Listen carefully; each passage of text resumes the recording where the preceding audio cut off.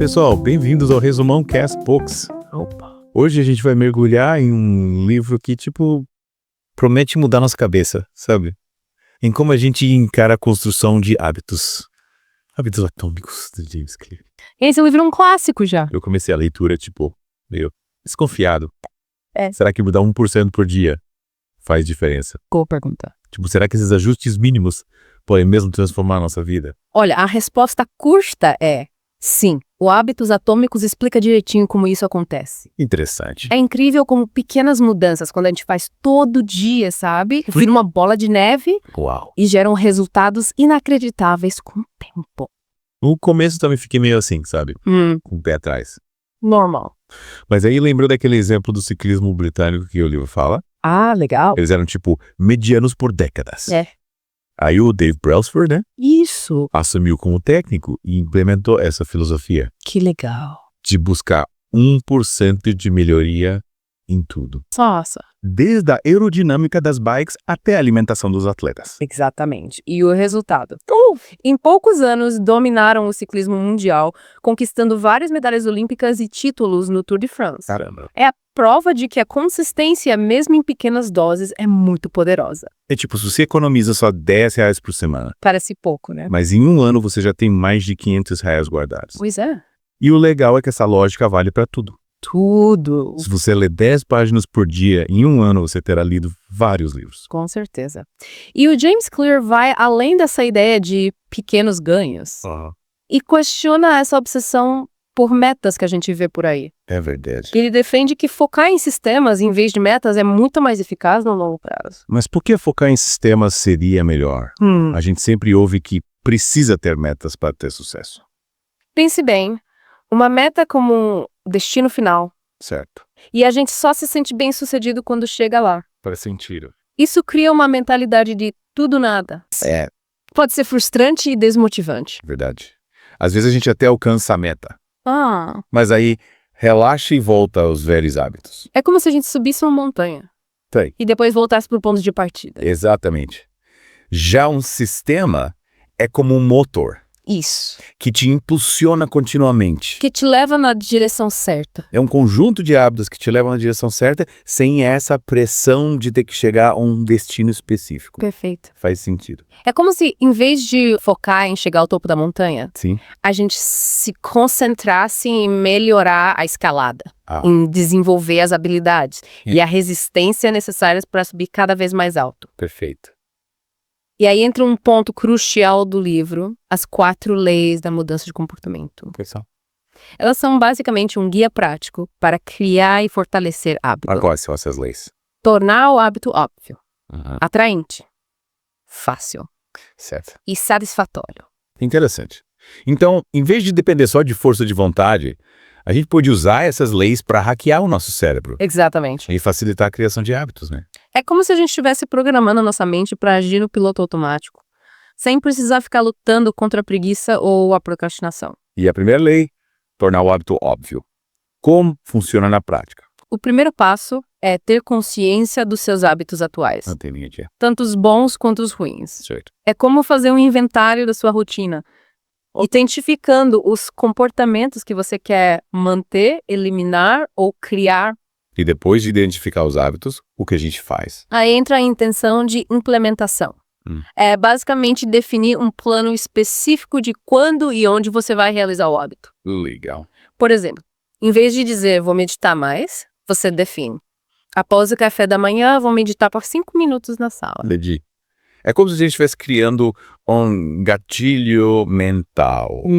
Definindo um momento e um local específicos para o hábito acontecer. Exatamente. E outra dica legal é o empilhamento de hábitos, O que é isso? que é basicamente conectar um novo hábito a um já existente. Ah, entendi. Por exemplo, depois de escovar os dentes, vou fazer 10 flexões. Ah, legal. É como se a gente pegasse carona na força do hábito já existente. Isso. Para impulsionar um novo. Legal. É tipo, já que eu tô aqui escovando os dentes, por que não aproveitar e fazer umas flexões? Isso mesmo. A ideia é tornar o novo hábito o mais automático possível, reduzindo o esforço mental necessário para executá-lo. E essa primeira lei também fala sobre o ambiente, né? Sim, Tipo, organizar o espaço para facilitar os bons hábitos. com certeza.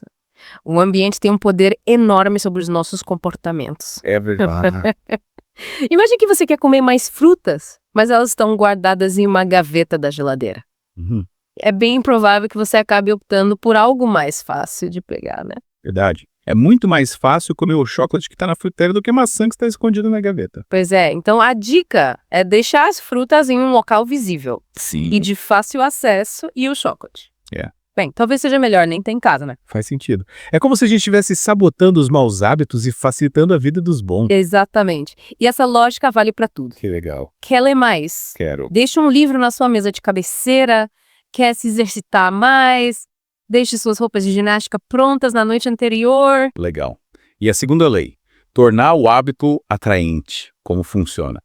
A gente já sabe que precisa de um gatilho, de um ambiente propício, mas e a motivação? Verdade. Como tornar algo que a gente não gosta em algo que a gente queira fazer? Essa é a parte mais interessante. O James Clear explica que o nosso cérebro é movido pela busca por recompensas. E a gente pode usar essa lógica a nosso favor.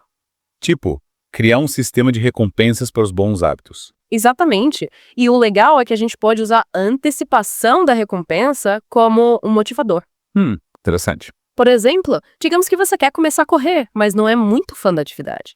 Você pode combinar de ouvir sua música favorita só durante a corrida. Entendi. É como se a música fosse um prêmio pela corrida. Isso. E a expectativa de ouvir a música me motiva a sair de casa e colocar o tênis. Isso mesmo. Acho. E essa estratégia funciona porque o nosso cérebro libera dopamina, Que legal. um neurotransmissor ligado ao prazer e à motivação. Olha só. Não só quando a gente recebe a recompensa, mas também quando a gente a antecipa. Nossa, que legal. É como se a gente estivesse enganando o nosso cérebro para que ele associe a atividade a uma sensação prazerosa. Exatamente. Mesmo que a atividade em si não seja tão legal. E o Lee James Clear dá várias dicas de como tornar os hábitos mais atraentes. Que legal. Desde usar a tentação como um motivador. Aham. Como no exemplo da música, até encontrar maneiras de tornar a atividade em si mais prazerosa. Mas e se a atividade for realmente chata? Tipo, pagar as contas? Tem como tornar isso atraente? Nesse caso, o segredo é focar nos benefícios da ação. Entendi. Em vez de pensar, tem que pagar as contas, Sim. pense, vou garantir que minhas contas estejam em dia para ter tranquilidade e evitar problemas. Entendi. É tipo, mudar o foco da dor pro prazer. Isso. Em vez de pensar no incômodo de pagar as contas, eu penso na sensação de alívio e controle que terei depois. Exatamente. E você também pode se recompensar. É. Após completar a tarefa chata. Legal. Tipo, depois de pagar as contas, vou tomar um café especial. Legal. É como se a gente estivesse criando uma associação positiva com a atividade. Isso. Mesmo que ela seja, tipo, intrinsecamente chata. Mas e se o problema não for a falta de atratividade? Mas sim uma dificuldade. Tipo, eu quero aprender a tocar violão, mas acho muito difícil. Aí entra a terceira lei. Tornar o hábito fácil. O objetivo aqui é reduzir o atrito, ou seja, os obstáculos que nos impedem de realizar o hábito. No caso do violão, o atrito pode ser ter que tirar o instrumento do estojo, afinar as cordas, procurar a partitura. Nossa, é verdade. Só de pensar em tudo isso já dá preguiça. Pois é. Para facilitar, você pode deixar o violão em um lugar visível e de fácil acesso. Já afinado com a partitura aberta na música que você quer aprender. Entendi. É tipo, remover as pedras do caminho para que a jornada seja mais suave. Exatamente. Outra dica é começar pequeno. Em vez de tentar tocar uma música inteira de primeira, Sim. pratique apenas um acorde ou um trecho da música. A ideia é tornar a primeira etapa tão fácil que seja impossível dizer não, né? Perfeito. E lembre-se da regra dos 2 minutos. Qualquer hábito pode ser iniciado em menos de 2 minutos. Em vez de dizer, vou praticar violão por 1 hora. Eu digo, vou tocar esse acorde por 2 minutos. Exatamente. E muitas vezes, depois de começar, você se empolga e acaba praticando por mais tempo. Show? E a quarta lei? O que significa tornar o hábito satisfatório? A quarta lei é sobre recompensar a si mesmo imediatamente após realizar o hábito. Certo. É como dar um feedback positivo ao seu cérebro, mostrando que vale a pena repetir a ação. Mas e se a recompensa real só vier a longo prazo? Tipo, se eu quero escrever um livro, a satisfação de terminar só virá depois de meses. Talvez anos de trabalho. Sim, mas você pode criar pequenas recompensas ao longo do caminho. Por exemplo, após escrever um capítulo, Você pode se dar um presente, sair para jantar ou assistir a um filme que gosta. Entendi. É tipo criar mini celebrações para marcar cada etapa da jornada. Exatamente. E essas pequenas recompensas ajudam a manter a motivação e evitar aquela sensação de sacrifício que a gente costuma associar aos bons hábitos. Faz sentido. Então a gente viu que as 4 leis são como um guia para hackear o nosso cérebro e facilitar a criação de hábitos. Mas o livro vai além dessas leis, né? Com certeza. Ainda temos muito a explorar, como o papel do ambiente e da influência social na formação de hábitos. Interessante. Então vamos continuar essa conversa na próxima parte do nosso podcast. Combinado! Até a próxima! E aí, prontos para continuar nosso mergulho em hábitos atômicos? Com certeza. Na última parte, a gente explorou as 4 leis da mudança de comportamento, lembra? Sim. Tornar o hábito óbvio, atraente, fácil e satisfatório. E vimos como elas podem ser usadas para, hackear o nosso cérebro e facilitar a formação de novos hábitos. A gente até usou o exemplo de usar a música como recompensa para quem quer começar a correr, lembra? É verdade? Mas, pensando bem, será que existe o risco da gente ficar dependente dessas recompensas externas? Tipo, será que eu só vou conseguir correr se tiver uma música legal me esperando no final? Boa pergunta. E sim, existe esse risco. Por isso que o James Clear fala da importância de encontrar o equilíbrio entre as recompensas externas. E as internas? No começo, as recompensas externas, como a música no caso da corrida, podem ser um ótimo incentivo. Mas o ideal é que, com o tempo, a gente passe a encontrar prazer na própria atividade. Entendi. Tipo, no começo a música é o que me motiva a correr. Isso. Mas com o tempo, eu começo a gostar da sensação de bem-estar que a corrida me proporciona. A superação do contato com a natureza. E aí a música se torna apenas um complemento, né? Exatamente. É como aprender a tocar um instrumento musical. No início, a gente pode se sentir motivado pela ideia de impressionar os amigos. Ou tocar aquela música que a gente adora. Mas para realmente se tornar um músico, a gente precisa encontrar prazer no próprio processo de aprendizado. Verdade. Na disciplina, na superação dos desafios. Faz sentido. É como se a gente tivesse que cultivar o prazer pela atividade em si, né? Isso. Mas e como a gente faz isso na prática? O livro dá alguma dica? Sim. Uma dica importante é focar nos benefícios a longo prazo do hábito. Por exemplo, se você quer se alimentar de forma mais saudável, em vez de pensar no prazer imediato de comer um doce, pense na saúde que você estará construindo para o futuro. Na energia que você terá para realizar seus sonhos, na prevenção de doenças. É verdade. Pensar nos benefícios a longo prazo pode ser um grande motivador. Com certeza. Mas no dia a dia, a gente é bombardeado com tentações, né? É propaganda de comida na TV, é cheiro de bolo na padaria, é amigo chamando para comer pizza. Como resistir a tudo isso? Aí entra a importância do ambiente e da influência social, que a gente começou a discutir na última parte. Certo. O James Clear defende que a gente precisa ser arquiteto do nosso próprio ambiente. Criando um espaço que facilite os bons hábitos. Sim. E dificulte os maus. É tipo, se eu quero comer de forma mais saudável, eu preciso ter frutas e legumes em casa, né? Isso. E talvez seja melhor evitar ter chocolates e salgadinhos na despensa. Exatamente. Essa lógica vale para tudo. Que legal. Quer ler mais? Deixe livros espalhados pela casa. Quer se exercitar mais? Deixe suas roupas de ginástica em um local visível. Quer usar menos o celular? Deixe-o em outro cômodo. Entendi. É como se a gente estivesse reprogramando o ambiente para nos incentivar a fazer escolhas mais saudáveis. Isso. Mas e a influência social?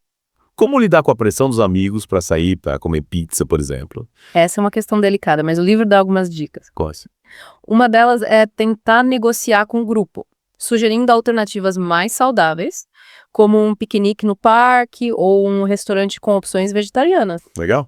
É tipo tentar encontrar o meu termo, né? Conciliar a vida social com os meus objetivos de saúde. Isso. Mas e se os meus amigos não estiverem dispostos a abrir mão da pizza? Nesse caso, talvez seja a hora de repensar seus círculos sociais. Não precisa ser radical, certo? Mas você pode buscar a companhia de pessoas que compartilhem seus valores e objetivos. Tipo, procurar grupos de corrida, clubes de leitura ou comunidades online de pessoas que também se interessam por alimentação saudável. Exatamente. O importante é estar cercado de pessoas que te incentivam a crescer, a evoluir, a se tornar a melhor versão de si mesmo. Faz sentido. É como diz o ditado: diga-me com quem andas e te direi quem és. Mas, Pensando bem, mudar de ambiente e de amigos pode ser bem difícil, né? Será que existe alguma outra estratégia para lidar com a influência social negativa? Sim. Uma estratégia interessante é o pré-compromisso. O que é isso? É basicamente definir seus limites Aham. e comunicá-los ao grupo de forma clara e assertiva. Legal. Por exemplo, você pode dizer aos seus amigos que está tentando se alimentar de forma mais saudável Aham. e que por isso não vai comer pizza, mas que topa se juntar a eles para um café depois. Entendi. Entendi. Tipo, definir meus limites e me manter firme neles. Mesmo que isso signifique dizer não para algumas coisas. Exatamente. Mas se, mesmo assim, eu acabar cedendo à tentação. Tipo, se eu acabar comendo a pizza com os amigos. Ninguém é perfeito e vez ou outra a gente acaba escorregando. É. O importante é não se culpar e voltar aos trilhos o mais rápido possível. Certo. O James Clear chama isso de regra de nunca errar 2 vezes. Ou seja, se eu comer pizza hoje, não preciso comer de novo amanhã, né? Exatamente. Um deslize não significa que você fracassou. Uhum. O importante é ter consciência do erro, aprender com ele e seguir em frente. Legal. Mas e se eu estiver desanimado, sem vontade de continuar? Como manter a motivação ao longo do tempo? Aí entra a importância da identidade na mudança de hábitos. Um conceito que o James Clear explora com profundidade no livro. Legal. Ele defende que a gente precisa mudar a nossa autoimagem, a maneira como nos vemos, Sim. para que os hábitos se tornem uma extensão natural de quem somos. Interessante. Explica melhor isso. Se você quer se tornar uma pessoa mais organizada, por exemplo, Aham. não basta apenas adotar algumas técnicas de organização. Você precisa começar a se ver como uma pessoa organizada, Sim. que valoriza a ordem e a eficiência. Entendi. É como se eu estivesse reprogramando a minha mente para acreditar que sou capaz da mudança. Exatamente. E quando você muda sua identidade, seus hábitos se tornam uma extensão natural de quem você é. Ah, Em vez de lutar contra seus antigos comportamentos, sim. você age em consonância com sua nova autoimagem. Faz todo sentido. É como se a mudança partisse de dentro pra fora, né? Primeiro você muda sua mente, sua crença em si mesmo, e depois seus hábitos se adaptam a essa nova realidade. Perfeito. E essa mudança de mentalidade de se ver como a pessoa que você quer se tornar é fundamental para a construção de hábitos duradouros. Verdade. Mas e como a gente faz isso na prática? Como mudar a nossa autoimagem? Essa é a questão, né? O livro dá alguma dica. Sim, uma dica importante é focar nas pequenas vitórias, nos progressos que você está fazendo, por menores que sejam. Certo. Cada vez que você pratica um novo hábito, você está reforçando sua nova identidade. Tipo, se eu quero me tornar uma pessoa mais organizada, cada vez que eu arrumo a minha mesa de trabalho, estou comprovando para mim mesmo que sou capaz de ser organizado, né? Exatamente. E com o tempo, essas pequenas vitórias vão se acumulando e moldando sua autoimagem, te aproximando cada vez mais da pessoa que você quer ser. Faz sentido. É como se a gente estivesse construindo a nossa nova identidade tijolo por tijolo, né? Isso. Cada pequena ação, cada hábito praticado é um tijolo a mais na construção da pessoa que queremos nos tornar. Perfeito. E o James Clear também destaca a importância do voto, da declaração pública dos seus objetivos e da sua nova identidade. Tipo, contar para os amigos e familiares sobre meus planos de mudança. Sim. Ou postar nas redes sociais, escrever em um diário, criar um blog. Entendi. E o importante é tornar público o seu compromisso com a mudança. E por que isso é importante? Porque quando a gente torna público o nosso compromisso, a gente aumenta o nível de responsabilidade. É como se a gente estivesse assumindo um compromisso não só com nós mesmos, mas também com as pessoas que nos cercam. Entendi. É como se a gente estivesse criando uma torcida para nos incentivar ao longo do caminho, né? Se ele desistir, vai ter que dar explicações para todo mundo. Exatamente. E essa pressão social, por mais que possa parecer negativa à primeira vista, pode ser um grande motivador para nos mantermos firmes nos nossos objetivos. Faz sentido? É como se a gente estivesse usando a pressão social a nosso favor, né? Isso. Mas mesmo com todo esse apoio, a gente acabar desanimando no meio do caminho. O que fazer para retomar a motivação? Aí entra a importância da resiliência, da capacidade de se recuperar dos desafios e continuar em frente. O James Clear compara a resiliência a um músculo que precisa ser exercitado. Ou seja, quanto mais a gente se expõe a desafios e aprende com os erros, mais forte e resiliente a gente se torna, né? Exatamente. E ele dá algumas dicas para fortalecer a resiliência. Como ter um plano B para lidar com os imprevistos, buscar apoio em amigos e familiares e celebrar as pequenas vitórias. Legal. É como se a gente estivesse se preparando para a maratona da mudança de hábitos, né? Isso. Sabendo que vai ter obstáculos no caminho, mas que a gente está preparado para superá-los. Perfeito. E lembre-se, a jornada de 1000 milhas começa com um único passo. Verdade. Cada passo que você dá, por menor que seja, te aproxima da vida que você quer construir. Nossa, essa conversa foi muito inspiradora. Acho que já exploramos bastante o papel do ambiente, da influência social e da identidade na mudança de hábitos. Mas ainda falta falar sobre a tecnologia, né? Verdade. A tecnologia pode ser uma grande aliada na construção de hábitos, desde aplicativo de rastreamento até ferramentas de automação. Legal. Então vamos continuar essa conversa na próxima parte do nosso podcast. Combinado. Até lá. Estamos de volta para a última parte do nosso mergulho em hábitos atômicos. Isso, A gente já explorou tanta coisa legal. Bastante coisa. As 4 leis da mudança de comportamento, a influência do ambiente, a importância da identidade na formação de hábitos. Até como a tecnologia pode dar aquela mãozinha, né? A tecnologia ajuda bastante. Mas e agora, qual o próximo passo? Já estamos prontos para construir hábitos inabaláveis e conquistar tudo que a gente sonha. Calma lá. O James Clear deixa claro que não existe fórmula mágica para o sucesso instantâneo, né? É verdade. Mudar hábitos é um processo, uma jornada, exige paciência, persistência e, principalmente, autoconhecimento. A gente não pode esperar virar um mestre Sden da organização maratonista do dia para a noite, né? É impossível. Mas então, o que mais a gente pode aprender com hábitos atômicos para turbinar essa jornada de transformação? Lembra que a gente falou da importância de encontrar o equilíbrio entre as recompensas externas e internas? Sim, lembro. Essa busca pelo ponto de equilíbrio também vale para quando a gente está encarando um novo desafio. Interessante, você tá falando daquela regra de gatinhos dourados que o James Clear menciona no livro, né? Isso. Tipo, um desafio não pode ser nem muito fácil, nem muito difícil, mas na medida certa para manter a gente engajado. Exatamente. Se o desafio for muito fácil, a gente fica entediado, sabe? Sim. E acaba desistindo. Se for muito difícil, a gente se frustra e também joga tudo pro alto. O segredo é encontrar o ponto ideal, aquele que tira a gente da zona de conforto, mas sem nos levar ao desespero. É como um videogame, né? Se a gente começa no nível muito avançado, a gente morre logo de cara e desanima. Mas se fica só no nível fácil, o jogo perde a graça. O legal é ir avançando aos poucos, superando os desafios e desbloqueando novas fases. Perfeito. E, para encontrar esse ponto ideal, o James Clear dá umas dicas.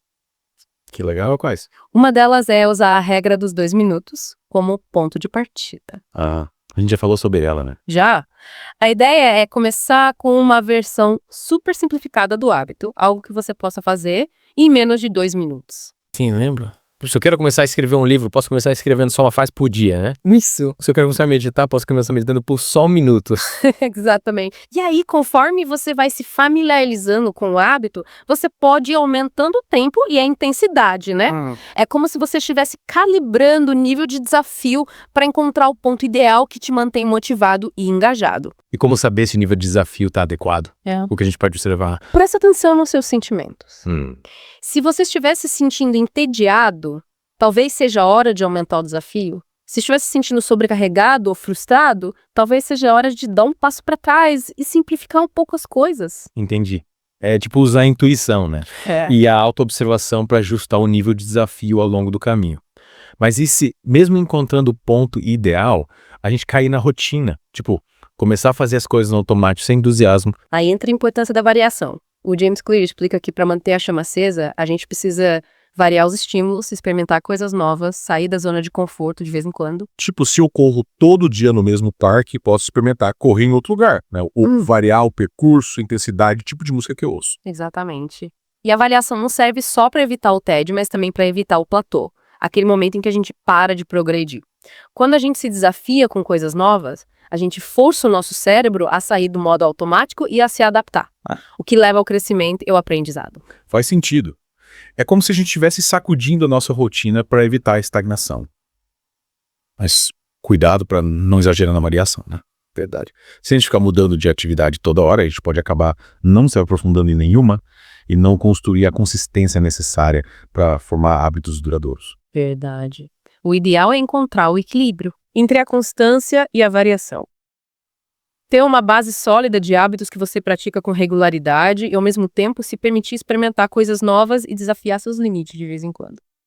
E no fim das contas, o mais importante é entender que a construção de hábitos é uma jornada individual. né? Cada pessoa tem seu próprio ritmo, seus próprios desafios, suas próprias motivações. O que funciona para um pode não funcionar para outro. Com certeza, o Hábitos Atômicos oferece um mapa, um conjunto de ferramentas e estratégias poderosas para a gente usar nessa jornada. Mas cabe a cada um de nós encontrar o caminho que faz mais sentido, adaptando as ferramentas às nossas necessidades e objetivos.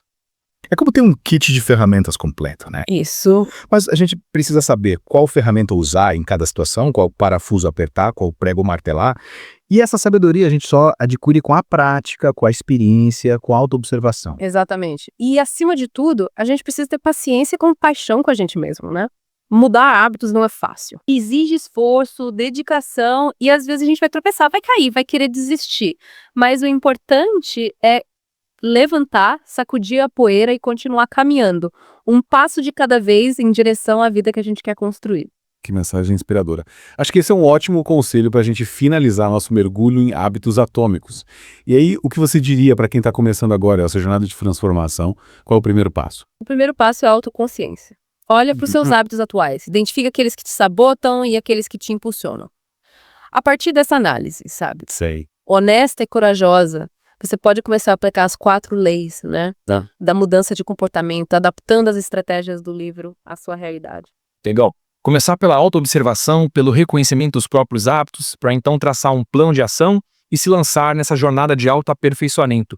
Para quem quiser se aprofundar ainda mais no assunto, a gente recomenda a leitura completa do Hábitos Atômicos, um guia completo e prático para quem busca construir uma vida melhor, um pequeno hábito de cada vez. Agradecemos a companhia de todos e esperamos que tenham curtido nosso mergulho nesse livro incrível. Até a próxima e boas leituras. Curtiram esse mergulho no mundo dos hábitos atômicos?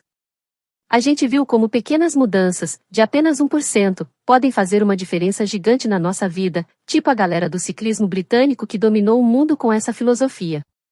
O legal é que o James Clear não fica só na teoria, ele dá um guia prático pra gente colocar tudo em ação. As 4 leis da mudança de comportamento são, tipo, um manual para hackear nosso cérebro e construir hábitos que duram.